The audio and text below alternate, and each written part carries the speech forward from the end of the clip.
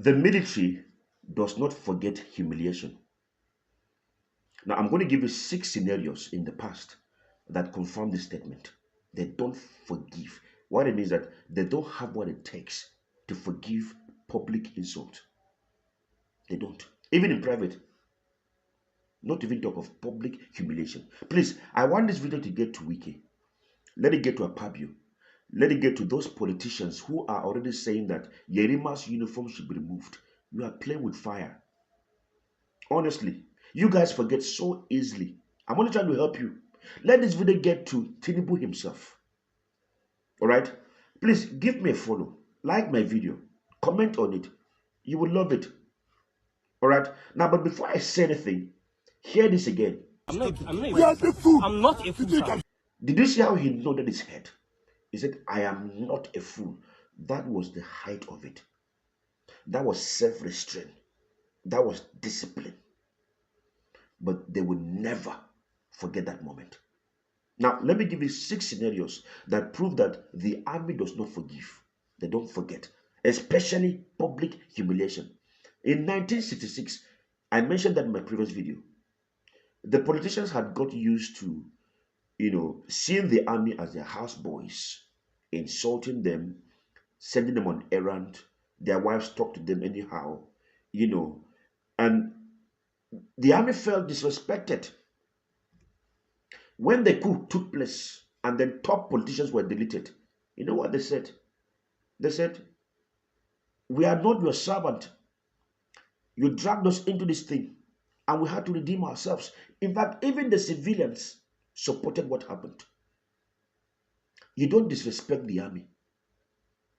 That's number one. Number two, in 1975, talking about Gowon when he ignored his own men and then started acting like a politician. Gowon had stayed too long.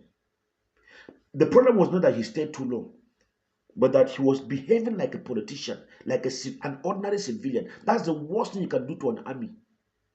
You are behaving like a civilian. Are you something wrong with you? Do you understand? Going from one party to another, mingling with politicians and all of that. It's not going to work. They felt insulted because that made the army look very weak. And what happened? They removed him while he was away. The message, you embarrass the army, we'll fix it. What about 1993? Talking about Babangida's election shame. IBB had cancelled June 12th election and then dragged the army in the mud. They were upset about that. And what did Abacha do later on? He took power. And the claim was very simple. We're restoring army's honor. The lesson, when general embarrasses the army, other generals take over. Then let's go to Egypt. In 2013, Morsi's big mistake. Civilian President Morsi tried to control the army far. Have you guys forgotten? The generals felt insulted and overthrew him with a clear message.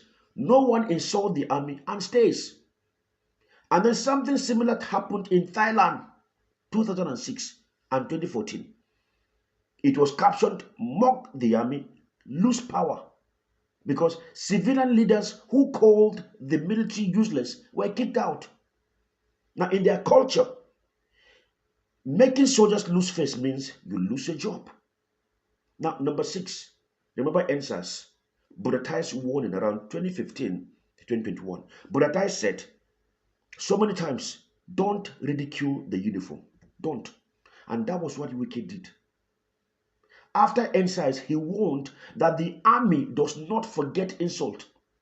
Meaning, the army keeps quiet, but it remembers everything.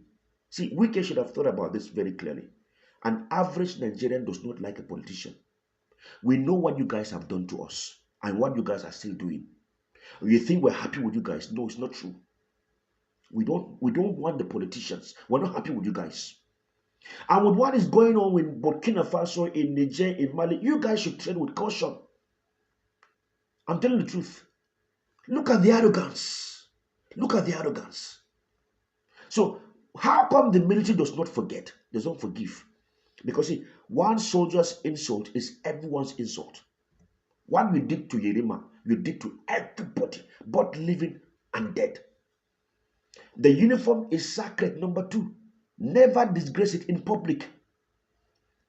They don't react fast. That's number three, but they wait. When the government looks weak, they remind everyone who holds the real power. Now, to Wike, you broke the golden rule. You can give orders, but don't disgrace the uniform. That's the rule you broke. And Brota's warning makes sense right now. Right? It's because from 1966 till today, the Nigerian army has proved only one thing: they forget nothing. Anyway, for now, this is what Bivan knows. What do you know?